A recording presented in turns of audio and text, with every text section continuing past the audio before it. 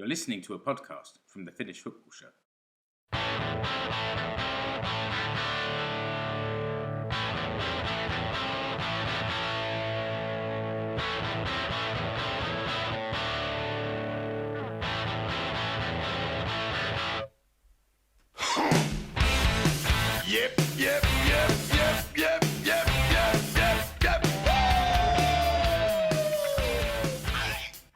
Yes, it's the Finnish Football Show. Listener, I'm Mark Wiltshire, as I'm sure you're aware, and there's been a few changes to the Finnish Football Show over the past few weeks. I'm here today, as normal, that hasn't changed, and I'm also joined by Keke Ally. Hi, Keke. Terve. By Ali Manson. Hi, Ali. Moi. And also today we're joined by Max from Niin, Jalkapallo blog. Hi, Max. Moi. Listener, you might recognise Max's name and his voice from the Veikkausliiga season preview because he came on to talk to us about AC Oulu and how he thought things were going to go there.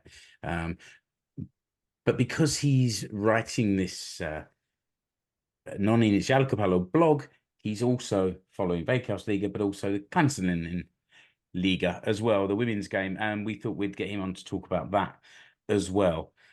Rich has stepped away from the pod for the foreseeable future. So you're going to start seeing a few different faces and voices coming in. We've kind of reached out to the closest part of the Finnish Football Show network to try and bring a few new people in. So we spread it around a little bit.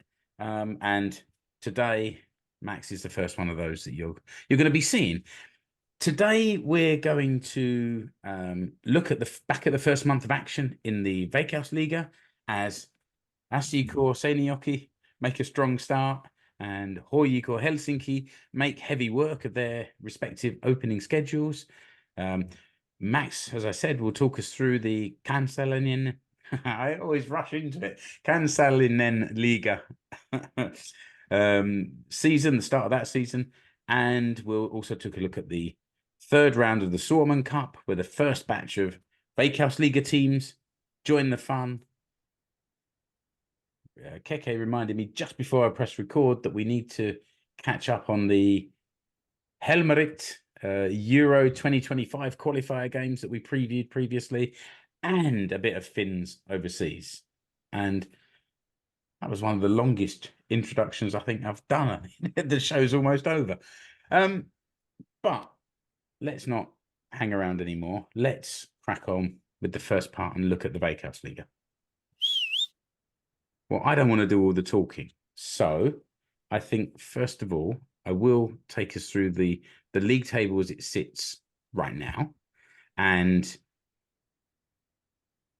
after most teams have played 4 games, HJK have played 5. But as it sits at the moment, top with 11 points is HJK Seinäjoki. Second, 10 points is VPS Vaasa.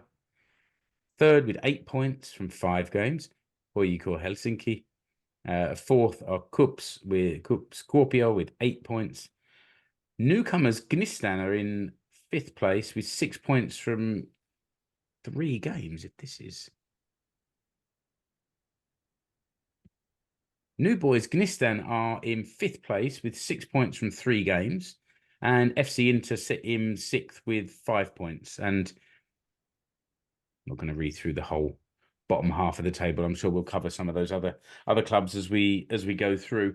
Hearing a man say football teams and numbers is not the most interesting podcast, but we'll that gives us something to be thinking about. And Ali, you told us you've got an early start tomorrow morning, so before you get too sleepy, I'm going to ask for your thoughts on HJK's start to the season.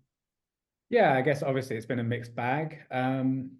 This does happen though with HJK. There's always, a couple of draws, the odd defeat here and there in the early part of the season.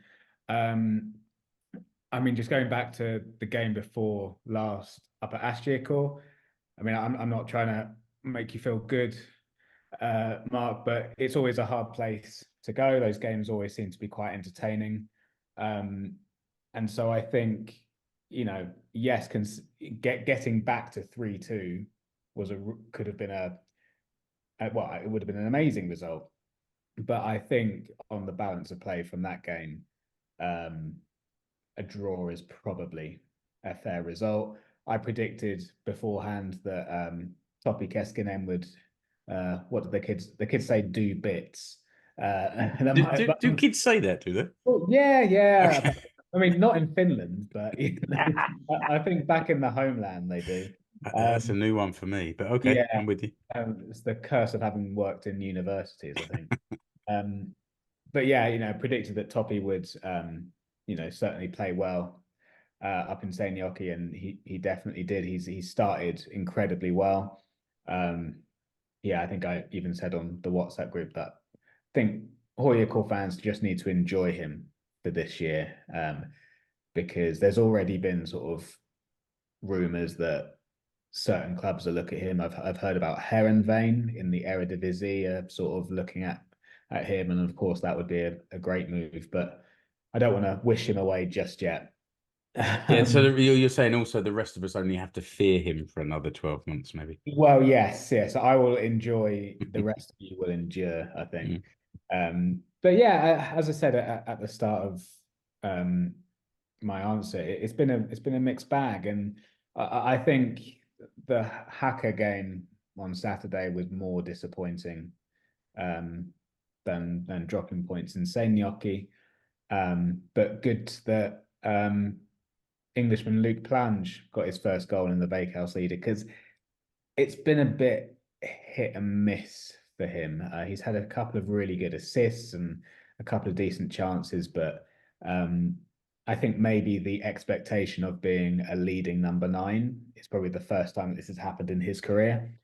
So yeah, I'm happy for him that he's at least got off the mark in the league. Yeah, he had a tough game when he came up here last week and was hooked at half time, which is a shame because we were planning to give him a bit of our friendly Brit on Brit banter, but he was kept back in the changing room. It was interesting actually about Keskinen. I mean, we know he's dangerous. In that first half, I thought the SC players did a job on him. They doubled up on him and were quick enough to keep up with him. And then something changed in the second half, and he found space. And once he's in space, it's just unbelievable. He is scary. Yeah. I think he's one of. I'm not even now talking about Finnish football here. He's one of the quickest players I think I've seen with the ball at his feet. It feels, I guess as you said, it must be scary for the opponents to try and face that, because if you're running backwards towards your own goal and the player with the ball has, you know, got his wits about him, then yeah, he's going to create chances. And I think he's got 4 league goals. Just I haven't got it written down, but off the top of my head, I think it. 4. And I mean, I know you said, Mark, that you felt maybe the goalkeeper in the SC game should have done better. I think it was a good finish, personally. We were at the other end, and my immediate reaction, you could see it felt like a change. Rodriguez came in at half time because Paunio was injured. Paunio has been very impressive to start this season. He's only young, he's only 21 as well, but he looks commanding. He catches crosses. He makes the saves. He just looks like you feel secure. And Rodriguez came in the middle of last season when we lost Ajeri back to Arsenal, and he was one of 2 or 3 keepers that came in and didn't really convince. So when he came back in that game, everyone was a bit like, really? And maybe that was the vibe in the team as well, because it was in the fairly early in the second half that those 2 quick goals came from HJK. And from us, our end, far away, it looked like the goalkeeper didn't move very effectively to save them. When I saw it on the replay, I had to say they were both really difficult goals to stop. So I then waited to see how he would do on Sunday against Gnistan, and he played really well. He made several good saves, and even the harshest critics sitting on the sofa next to me had to admit that he'd done pretty well. But back to that game with Hoyikor, I also said after the game, I think that is one of the best games of football, or best performances I've ever seen at Omar Asper Stadium. And bearing in mind, we've been in the Veikkausliiga all the time we've been there. It has to be one of the best games to have seen. And it was the all-round thing. So Hoyikor had the ball. They're a team that has the ball, and we would then try and break up their play. And it felt like every time a Hoyikor player had it, there were one or two Seinäjoki players just closing down straight away and nicking the ball. And then they were making these quick 1 and 2 touch passes, and every time finding their teammate in space. And it was incredible to watch. And I pinched myself to make sure this was actually happening, and I wasn't about to wake up at 5:20 to go and walk the dog. But it was, and then we took the chances that came our way. And I think when we got home, straight into the sauna, and then immediately after we sat down to watch the highlights again, and then Satu even got stuck into the full match coverage to hear what was said about the performance. And Mehmet Hetemay said he thought it was the best performance he'd ever seen in the Veikkausliiga, which is now okay. He's got black and gold specs on as well, maybe, but it makes a change for somebody in Ruutu to see things from our perspective, because mostly they seem to see them from the other angle. So that was quite impressive. And then on Sunday against Gnistan, it was roles reversed, and we had the ball, Gnistan set off, and we had to find a way to deal with that. And okay, we got a winner in the 89th minute in a game that could have gone either way, but I think 1-0 would be fair. 0-0 would have been disappointing, but only because Gnistan came up last year, and you'd want to take points from those teams, not because of anything that they did in that performance. Max, what about Gnistan? They're sitting, okay, I said in fifth place at the moment. They had an incredible win against Ilves a couple of weeks ago. They did, and it was off the back of winning their first ever game in the Veikkausliiga at home to FC Inter 2-1. They went to Ilves. They were 2-0 down at around about an hour, and Ilves were coasting. And then all of a sudden, the game. There's a phrase that I like to use quite a lot when talking about football sometimes, which is chaos ball. And this is the most chaos ball-esque half an hour that I've seen. Gnistan pegged it back to 2-1. Then it was 3-1 Ilves. Then Gnistan made it 3-3, went ahead 4-3, and then Ilves made it 4-4. And then there were 2 more late goals for Gnistan that won it for them. To explain everything would take far too long, but it was one of the most entertaining Veikkausliiga games I've ever seen, for that, at least in terms of the last few years. But they look very good, even though they've lost their last 2 games. I think they look like they have a plan. They've got some established players in their ranks now. Jukka Raitala is part of their defense, and I think I was surprised that Hoyikor let him go last year after the season ended, but he is Gnistan's gain. Joakim Latanen, I think, has got 4 goals so far this season, including a hat-trick in Tampere. But yeah, I don't think they're going to be pushovers, and I think any team that goes to their stadium I don't think it's going to be a walkover, and I think that the game on Sunday against Asukor, I actually thought both teams came out of that game very well, to be honest. So yeah, I really like them, and it's nice to see them, and also PIF Ekenas, also 2 new teams in the Veikkausliiga, which is, I think, a good thing generally. Yeah, Ekenas seem to be finding it much tougher, don't they? But yeah, I agree with you. It's good to see different names and different colours. Keke, sorry. Yeah, I was just going to say, it's really interesting what Max said there about Gnistan at home. They seem to be garnering quite a lot of support for their home games. Even, maybe fans of other clubs are trotting along down there to watch Knistan and lend them their support for their first season in the Veikkausliiga. So it's yeah, as you say, Max, I don't think they're going to be a pushover, especially at home. But even when you look at some of the games they've had away from home as well, I mean, against VPS Barca, they managed to come. I think they were 2-0 down in that one as well. Managed to get it back to 2 each, and then succumb to a late winner away at Barca. So you know they as you said, there's a bit of experience in there, and the old heads don't drop if one or two go in. They know how to come back from that. So yeah, it's good to see them doing okay. Yeah, all they need is like a moment to score, and in the first few games they managed to take them really well. So yeah. Yeah, Keke, it's interesting that you say that about maybe some other fans have been lending their support to Knistan, because I've definitely noticed they've done pretty well on the marketing here in Helsinki. Just you see like posters up on bus stops and that kind of thing. So I think at least in Helsinki they might become everyone's sort of second team. And I have to say, even I'm definitely quite tempted to go down and watch a couple of games, because yeah, they've just been so fun so far. I have to deal with the most controversial thing about Knistan from our sofa's perspective is you cannot call their home ground Musta-Pekka Arena. That's never been an arena.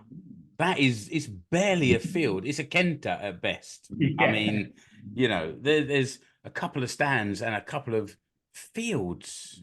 Musta-Pekka Pelto. Maybe that's even more appropriate, but we'll put this controversy behind us for now.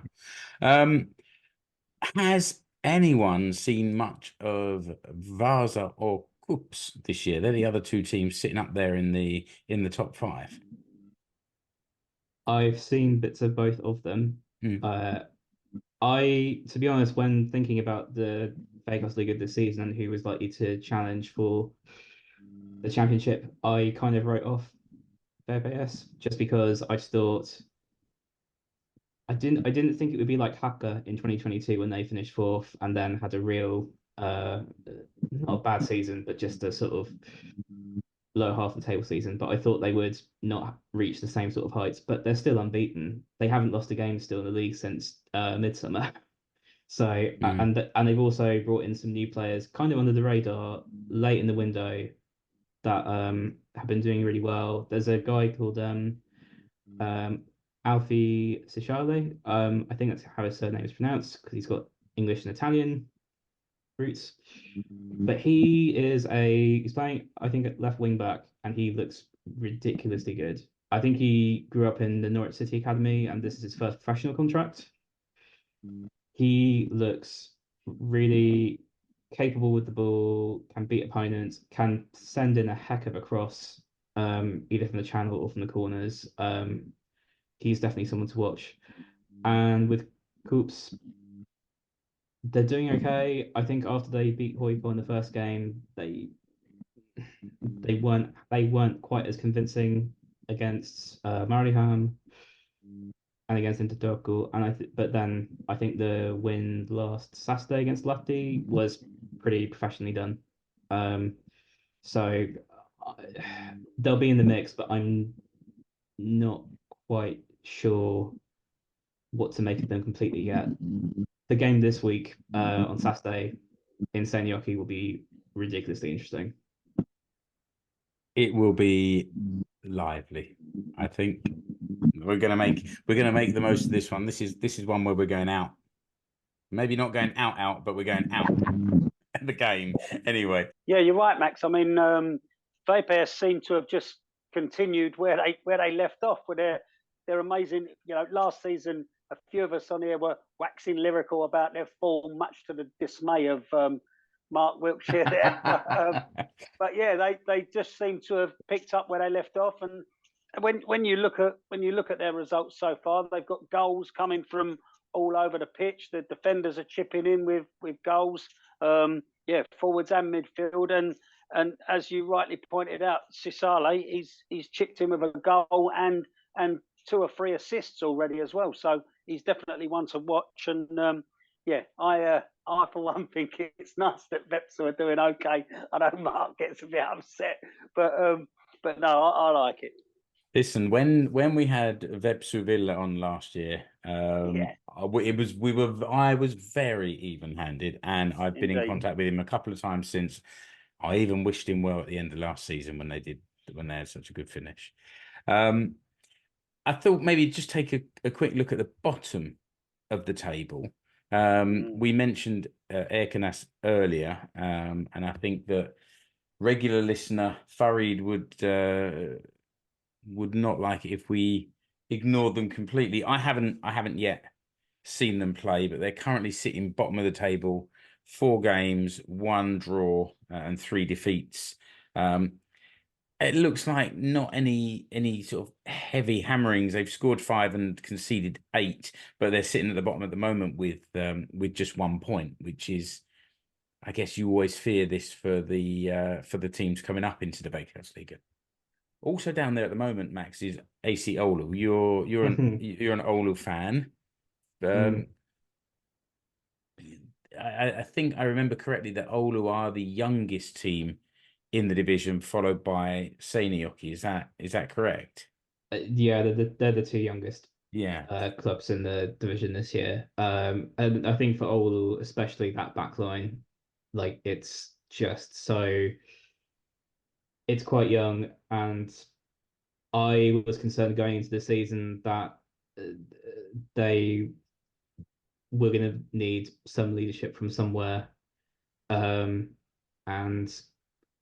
yeah, defensively they've not been great. I think the VPS game, there were some good examples of the things that I kind of feared, where your organization wasn't there, some sloppiness.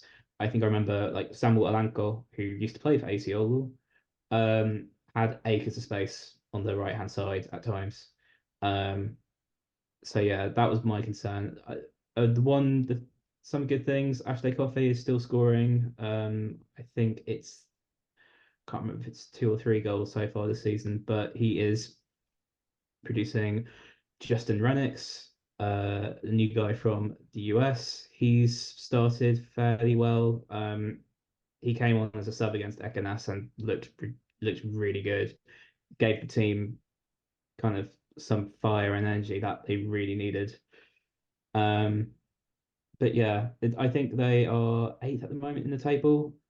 And that's kind of where I had them in my preseason prediction. And yeah, but they need a win. They desperately need to win at some point. Ali. That was exactly what I was going to sort of ask. Where would you see their ceiling? Because of course, like there's some good players there, but because of the age and with Oulu, you never really know. Like they've often sort of, at least in the last couple of years, like bring out a performance out of nowhere, and you think, oh, okay, and then there's then a 4 or 5 game streak of just at least no wins, or 4 losses and a draw, or something. So yeah, I guess do you think 8th is sort of where they're likely to finish, or sort of there or thereabouts? I think there or thereabouts. I think the squad. I mean, I can say it's too good to be in trouble, but you obviously never know with such things. But looking at squad, and also just looking at the teams that are in the top half at the moment, or teams that I think could be in the top half, I just don't think they've got it's just not as strong comparatively. I think, and I'm like in my head, I'm trying to think in the upcoming fixtures, when is the next game they could win, and I think it might be Gnistan at home, but then again, Gnistan might frustrate Oulu as well. So yeah, I think I don't see them as a top half team this year, which is a bit of a come down considering the expectations last year. But I remember when you were saying earlier on about just enjoying Topi Keskinen whilst he's here. I felt the same about Otso Limadau last year, and then after he left, everything just seemed to go downhill quite quickly. So Yeah, I think 7th or 8th is probably, yeah, 7th or 8th is probably where I see them. Keke, did I you have mean, something to say there? yeah, I was just going to ask Max, like you said there, that maybe they need a bit of leadership. I mean, looking across that young squad, Max, where do you expect that leadership to come from? I mean, you've got Jake Dunwoody in midfield there, you signed from SG Core. Obviously, still only 25, I think, but a couple of seasons behind him in the Veikkausliiga. So should he be sort of taking the lead, or you've got another Englishman, Callum Ward, who we've mentioned on the pod over the years. I think he's in his third season now in Oulu. So, Yeah, again, still only, what is he? Still only 23, I think. So still very, very young, but 3 seasons behind him in the Oulu. So is it those guys you're looking to sort of bring through the leadership, or?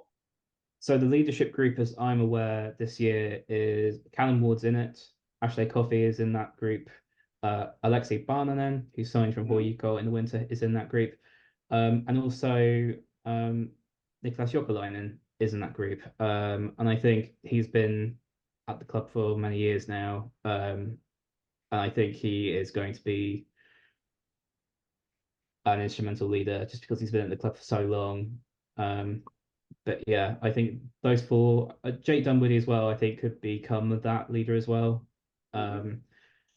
But yeah, there are definitely people that are capable of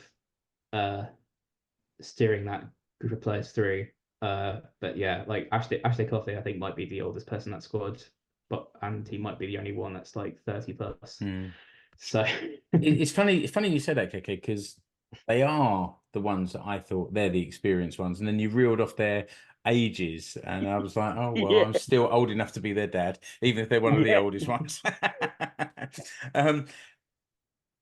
Max, sometime in the next month or so, Ashley Coffey has agreed to come on and do an interview pod with us, so we can maybe get you on there at the same time and have a chat with him and get his perspective on this year. I don't know. I don't think I mentioned this before on the pod, listener, but after the AC Oulu game, actually after the AC Oulu game in the Liga Cup, where we always give him a bit of banter because it's like the British guy, and him and Callum Ward get a little bit of bants from us, and it's never abusive, and it's always fun, and they always turn around and give us a smile or a thumbs up or something. And after the league game, Ashley Coffey came up into the Carlsberg bar at the ground, came and found me and Julian and had a chat with us and some of the other Kloppy. I think they were a bit surprised that what's this opposition player doing there. And then when he had a chat with them, everyone was like, "Oh, he's a good He's bloke." all right. It's only going to make us want to give him more bants next time, because now the game is it's set. But he agreed to come on and have a chat with us. So I think that might be something worth being there for if you can be. One other club I wanted to mention, we talked about him a little bit, is Ilves. Really just to bring Jamie's perspective in on this, because he came up for the Ilves game in Seinäjoki, and they were probably more the dominant team, and they had more chances and they looked more powerful, and yet they lost the game to Seinäjoki, and that was, Jamie said, that's how the season had been going for them. And that seems to be the pattern, because they're down there in 9th with 1 win, 1 draw, and 2 defeats, 4 points, and haven't quite hit their stride yet. I think for Veikkausliiga, that's probably quite a neat introduction to the first 4 weeks. While we've been talking though, Max, it's made me realise that we introduced you, but we didn't hear from you what Niin Jalkapallo is all about. So tell the listener what is the blog all about, and what do you do, and how can they find your stuff, and then we'll move on and talk about the Kansallinenliiga. The short origin story is that it's something I was toying with for a while and then committed to at the beginning of 2023. So I do blogs about the primarily the Veikkausliiga and the Kansallinenliiga, as well as the national teams, of course. And at the moment, I'm kind of in the groove of doing weekly roundups of those leagues, focusing on one game in particular, and then doing a sort of brief roundup of everything else that's happened in the leagues. And they've been fun to do. Obviously, now that both leagues have kicked off properly, there's like I'm now kind of in a nice rhythm of trying to find words without using the same ones again and again. Thesaurus is getting a good going over there. Oh yeah, but it's really good to do. It's on the blog itself is on Medium, if you know that blogging platform. But you can also find me on Twitter or Twitter now known as X, as well as Blue Sky. If you just search for Niin, it's Jalkapallo, you'll find me and you'll see the links to everything that I've written. Yeah, and also have a look in the episode description. I'll put it there so it's nice and easy for people to find, and it'll be in the blog post as well. And well, this is Max's second appearance after the season preview, and we're already dangling the carrot of meeting one of his players this year. So you'll probably hear from him again fairly soon. So I have to confess, regarding Kansallinenliiga, this is not my forte. I've got Asiko, I've got AFC Wimbledon, I've got Premier League highlights, match of the day, whatever, and the Finnish national team and the England national team, kind of in that order. There isn't much more time for me to follow Kansallinenliiga closely. The fact that you're doing this weekly blog, I'm a podcast guy. Reading blogs is not something I'm in the habit of doing, and would be quite useful. So now I've got the link, I'll be trying to make sure I get in there and read up on this. But what's been going on so far, Max? So just to give people an overview, in case they haven't been watching the Kansallinenliiga, the division currently is made out of 10 teams. And similar styles to the Veikkausliiga, they play 2 rounds of games against each other in the Runkosarja or regular series. And then it splits into 2. So the championship group is 6 teams and they play each other one more time. And then the relegation group, they play each other twice, which is 4 teams. And similarly to the Veikkausliiga, the bottom side gets relegated and the second bottom side plays the second top side of Naisten Ykkönen. Next year that will change through a restructuring of the top 2 divisions in Finland, and so the Naisten Ykkönen will now be called the Kansallinen Ykkönen, and the number of teams will drop to 8. So what that means for this year's season is that the championship series will just be 4 teams who will play each other twice, and the relegation series will be made of 6 teams, of which 3 will go straight down, and there are no playoffs. I had to read up all of that again today because these things, as I've learned from the men's game last year, and the restructuring of the divisions are quite complicated. I've got the diagram that shows how that split will take place, and the listener can find it by looking at the blog post, and the viewer will have been watching that as you talk. Good. Yes. So the season's a little bit fresher than the Veikkausliiga season. There's 3 games played by all the teams so far.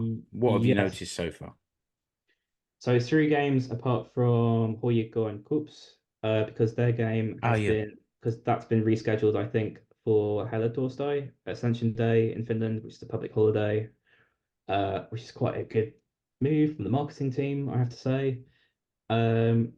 In terms of where the league is at the moment, it's very early days. I think so. In the league, there's what I would say are the big 3. So you have Kups, HJK, and Åland United, who are also playing in the same stadium that Mariehamn play in.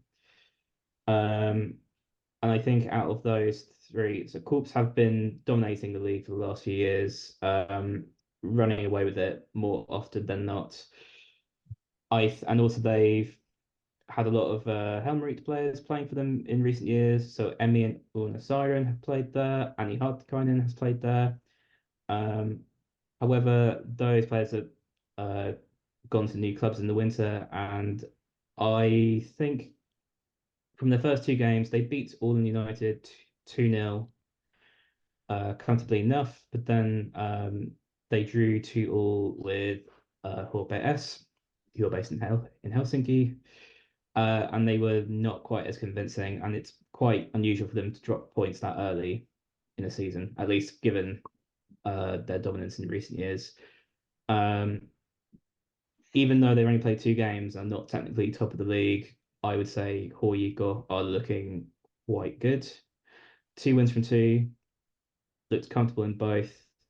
They've also lost some important players.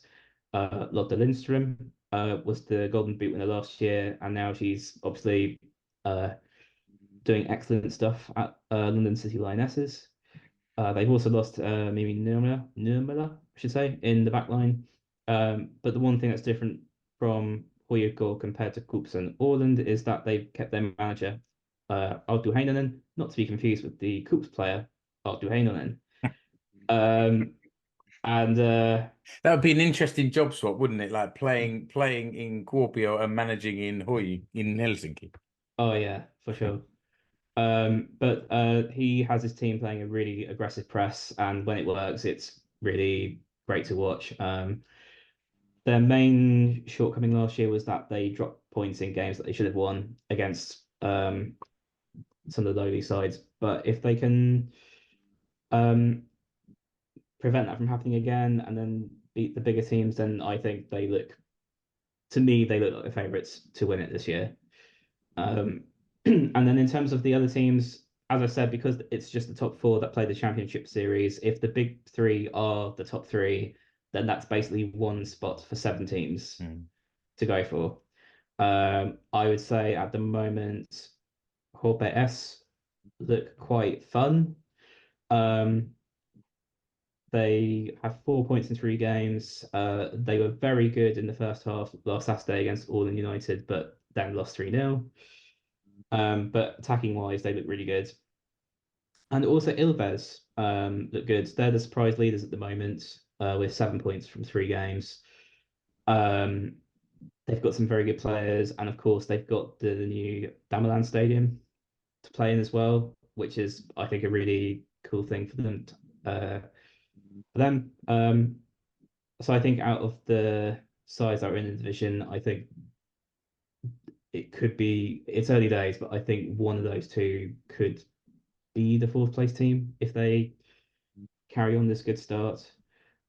And I think in terms of the newbies to the division, 2 sides came up last year.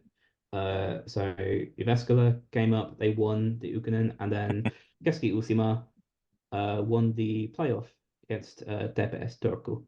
I think the former look the likeliest of having a chance of staying up, but with 3 teams going down, that's going to be quite a tricky thing to do. But they've looked good in parts, and they were playing Palokerho 35 Helsinki on Saturday, and they were 0-0 up until the end when a corner went straight into their goal, which is a shame because they looked quite good. But that's the early signs at the moment. It's still quite early, and there's still nothing quite feels particularly certain yet. But it's very interesting. I tell you what's also interesting, and I know that Rich has explained this a couple of years ago, and I think he deliberately made it seem even more complicated. But can you explain why there are 2 teams called PK35, one PK35 Vanta, and how they both play in black and red stripes as well? That's something that I am still trying to figure out quickly myself. No, that's fair. I think there and maybe this is something we can find out for a future episode. But there was something about a club splitting or folding, and then another one reforming. And I wouldn't be surprised if the one that's named Vanta is not actually playing in Vanta, but the other one is. It was almost as complicated as that. That sort of rings a bell. Yeah, I can. The Vanta team are definitely playing in Vanta. That much I know. And so that's that they are living up to their name. And it looks nice. It looks a nice stadium as well. To be fair, yeah, and also like the Vanta team, they've had 3 games and they've drawn them all 0-0. Which is okay, which is quite impressive in a way, but it's also difficult to quite make of what they are at the moment. But you can't complain with 3 points on the board. The other comment I would make, we at the start of the year, I think it was, I gave a little shout out to a young player who'd just been called up to the Helmarit, maybe the Pikku Helmarit training squad, because she used to go to school with my daughter here in Seinäjoki, and that's Tessa Pertula, who made her Kansallinenliiga debut for Ilves just a couple of weeks ago as well. Nice. So yeah, nice to see her making some progress.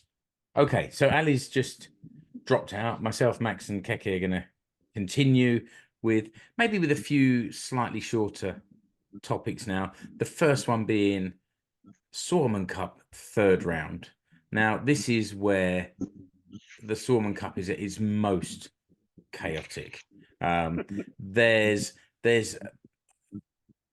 if not hundreds, then still tens and tens of teams still involved in there. It's also the round where the first tranche of Veikkausliiga teams come in. So they get added into the Suomen Cup in stages, depending on who's playing in Europe.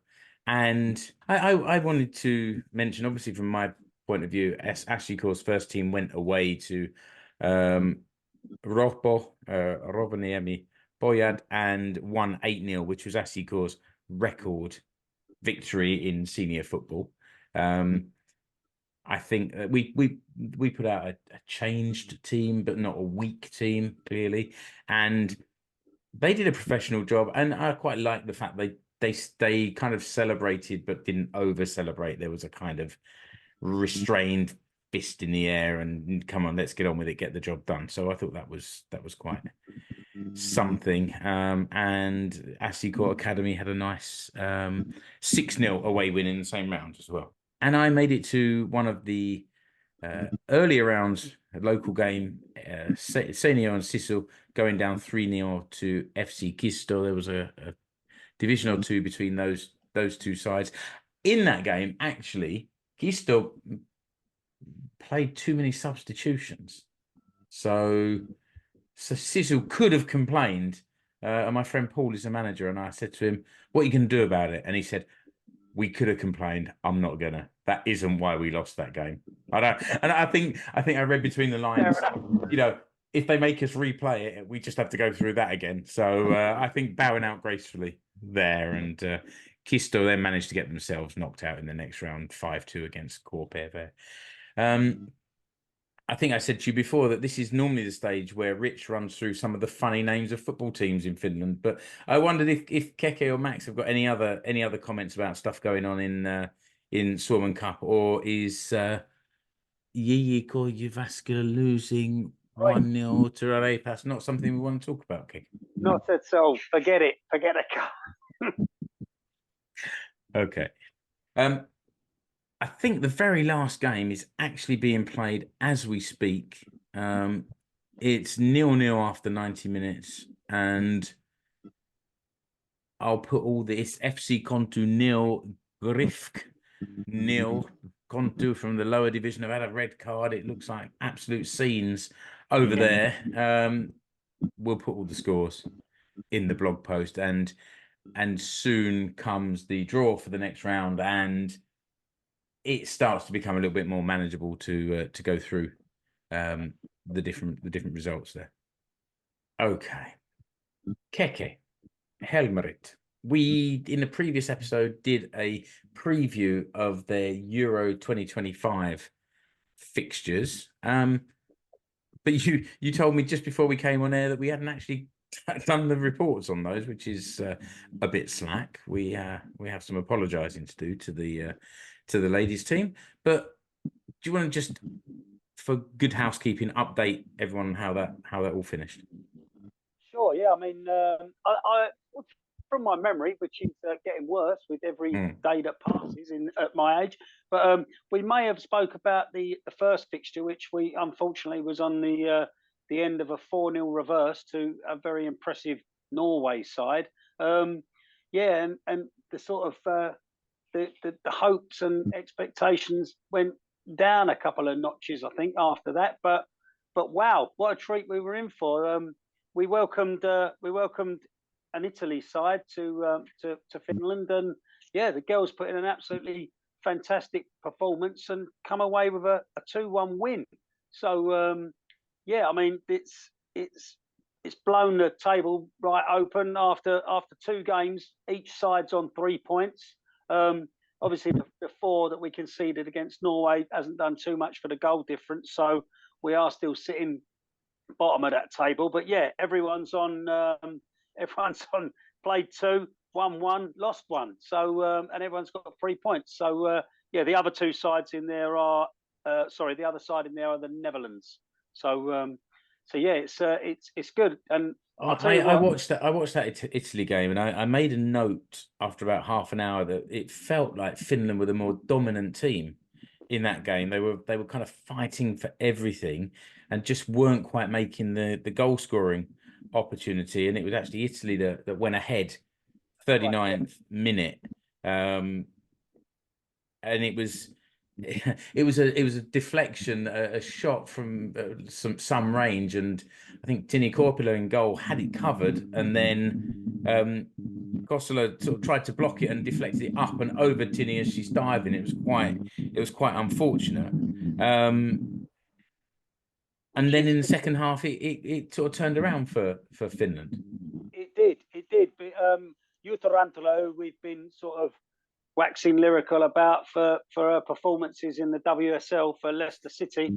She sort of grabbed the game by the scruff of the neck and equalised for Helmarit. And then there was the winner. I think UEFA put it down as an own goal, but it was a sort of half volley from Una Savanius, who unleashed an absolute rocket. And that was the goal that claimed the win. So it was not quite a carbon copy of the Finland goal, but it was definitely of the Italy goal, but it was definitely an echo of a longer range shot. In this case, the defender swung her leg at it and deflected it up over the goalkeeper again. It was quite bizarre, really. Yeah, it was really uncanny. Yeah, the two goals were very, very similar. I mean, and after that game, the feel-good factor was well and truly back. And Marcos Alvarado has been rewarded with a extension to his contract. So he shall be in the hot seat managing the Helmarit until at least 2026, with a further 1-year option to 2027. So, obviously it's been a while. That was back at the start of the month. But yeah, we couldn't let that disappear without mentioning it, because any victory over Italy at any level of the game is something to be celebrated, I would have said. Well, it's something we said when we previewed it, Keke, about, that looks tough. and then after that Norway game, it's like, that looks even tougher now. But maybe Finland would put a marker down and other teams would be thinking, actually, they need to be beaten if you're going to, you need to compete against them if you want to take those points. Makes the Norway result even more disappointing, really, I suppose.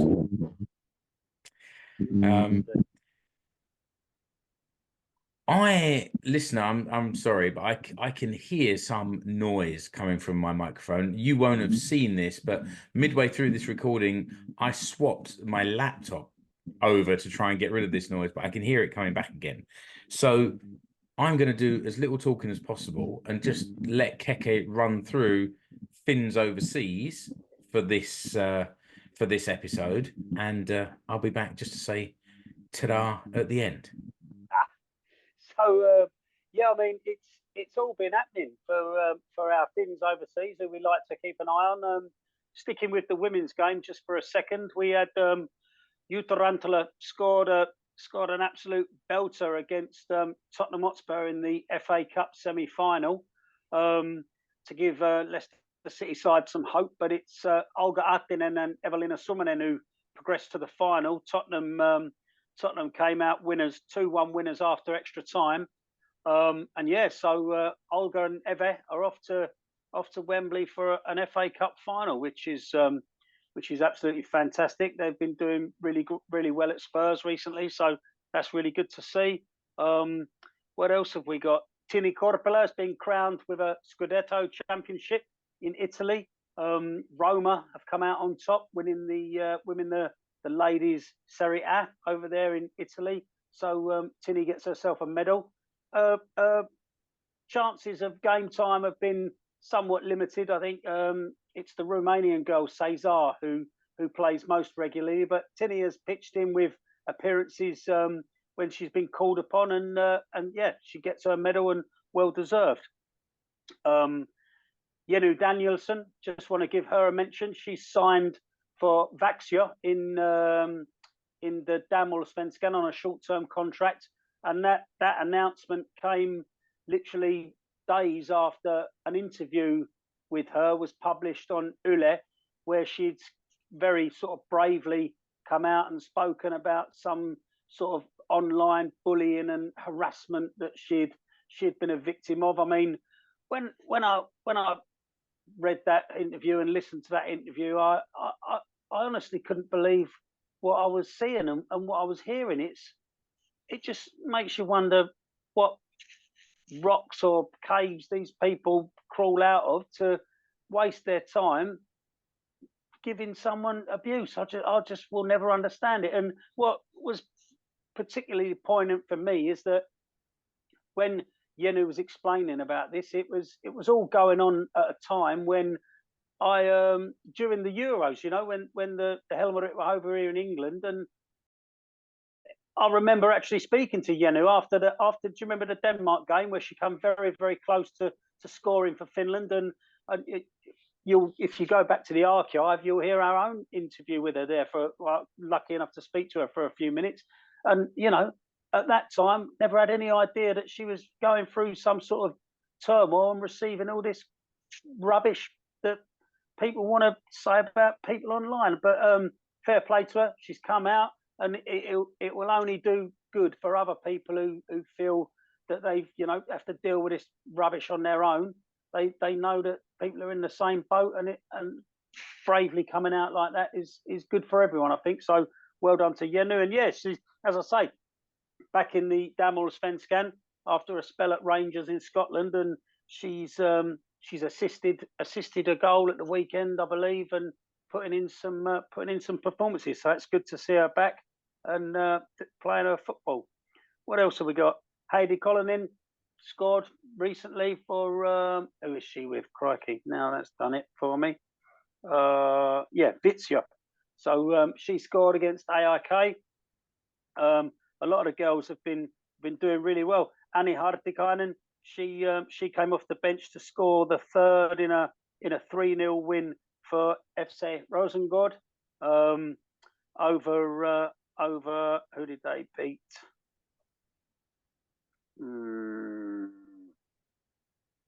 Keke reads Instagram profile. Yeah, sorry, that was AIK as well, I think.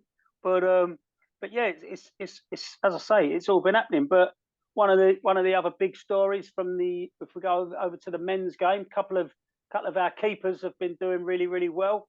You will have seen that Lukas Radetzky has claimed a Bundesliga championship medal. We spoke about it previously and said, for Finnish football, that would be an amazing achievement for us to have a Bundesliga champion. And there we go. Lukas, I think he's up to, is it 13 or 14 clean sheets or something like that for this season? And yeah, he's lifted the trophy. I mean, Bayern Munich have had a have had a grip on that for the last 12 or so years. So for Leverkusen to wrestle that away from them, and for Luque to get that championship medal, I think he came out and said that he did have times where he thought that the opportunity may have passed him by, but yeah, he's claimed it. So fair play to him. That's brilliant. And then we've had Viliami Sinisalo, who's been on loan down at Exeter City, and as Max was saying just before we started recording, they had their end of season awards last night. How many awards did he come away with, Max? I think it's somewhere in the range of like 6 end of season awards. I don't know what the awards were, but yeah, he was really popular down there. I mean, well, he definitely claimed fans player of the year, and he definitely claimed players player of the year. So yeah, I mean, you know, they're not to be sniffed at. I mean, if you're the fans of your club and then your own teammates are both voting your player of the year, you know you're doing something right. And I mean, the fans down there, the Grecians down there in Devon, they really took to Viliami Sinisalo, and he seems to have enjoyed his time down there. There was there was a video that Exeter City put out on their socials, and I think it went off about 25 minutes, and parts of it you could see that Viliami was close to tears, knowing that, you know, he was leaving Devon to go back to his parent club, Aston Villa. But he's had a decent time of it over there. They did go through a sticky patch where they didn't get a result for something like 12 or something games. But yeah, he's done his bit down there, saved some crucial penalties, and put his body on the line to keep the shots out. And yeah, he's really endeared himself to the fans. To me, that has echoes of Aaron Ramsdale coming to Wimbledon all those years ago and played half a season and is still a legend there. So yeah, the fans still love him and probably always will. And I think Viliami's going to have similar situation down in Devon as well. And it's a nice place to take your summer holiday once a year for all those free beers he'll pick up for the rest of his time. He certainly will. I mean, yeah, right across the men's game and all across Europe, we've had guys picking up medals. Juha Pirinen, former interviewee on our show and friend of the show, his side in the second division in Greece have been promoted, and he picks up a championship medal there for the second tier. So they'll be promoted to the Greek Super League, and yeah, I'm sure they'll want to hold on to Piri for that next season. Who else have we got? There's goals flying in everywhere. Robin Lod is chipping in with goals and assists in MLS for Minnesota United. The hooky at forgotten man, Simon Skrab, is pitching in with goals for Kalmar in Allsvenskan. I mean, yeah, we sort of joked about this previously, but you know, we're not quite sure what Simon Skrab needs to do to remind Rive that he exists. The lads at Bury had posted a copy of the match day program from that Finland-Liechtenstein game back that saw us claim our spot at the Euros, and I went through the team sheet on the back, and there was Simon Skrab. He was in the squad for that game, so I don't know if that was the last time he was selected or whatever. But yeah, he's still banging them in, and also chipping in with assists for Kalmar there. Who else we got? Oliver Antman. He scored this week. Scored the winner against was it a winner or an equaliser? Sorry. It was it was an equaliser against Brøndby. So he came on with something like 20 minutes to go, and he was only on the pitch for 5 or 6 minutes, and then went through to score sort of smartly with a side-footed shot to give Norgeslander a share of the points against the Giants Brøndby. So it's all happening, mate. One thing I also do want to mention, which is if you head over to the Finnish Football Show Instagram, you'll see it's the most recent post on there. But there was something really lovely come out of the Netherlands where Thomas Lam is playing. He's at Pek Zwolle, which is his club really. He's had a couple of spells there, and Thomas Lam and his missus have recently sort of made public that their young children have sort of been diagnosed with this rare blood disorder that, you know, can make them susceptible to some very nasty illnesses. So so the Pep Zwolle fans had a nice banner up saying, family Lamb, never give up, you know, so just showing their support for Thomas Lamb and his family. And one of the ultras sort of stepped out of the curve there and presented Thomas Lamb with a couple of big cuddly toys for his babies. So, and if you go to Thomas Lamb's own Instagram, there's some information about how you can donate for stem cell research and things like that. So I just wanted to make sure we got that message out there, mate. I think that's the perfect place to finish. Keke. Max, your full debut is over. How do you feel? Well, you can only do your best and hope that you've done enough to get selected again. Yeah. Don't worry about that. That's all you can do. That's it. Thanks a lot for joining us anyway, Max. It was good to have you here. A solid 9 out of 10 for your first 90 minutes there, Mac. That was brilliant, mate. Cheers, my pleasure. And Keke, thanks for joining us. Always pleasure. And Ali in absentia, thank you for joining us. And listener, until the next episode of the Finnish Football Show, thanks a lot. Goodbye. You've been listening to the Finnish Football Show. You can find us online at finishfootballshow.com. Remember to subscribe to the show wherever you're listening or watching. You can follow the Finnish Football Show page and group on Facebook and also on Instagram. Escape to Suomi on Twitter is now Finnish Football Show on X. And you will find us on Blue Sky at Finnish Football Pod. See the links in the episode description, along with the links to the Finnish Football Show merch shirts.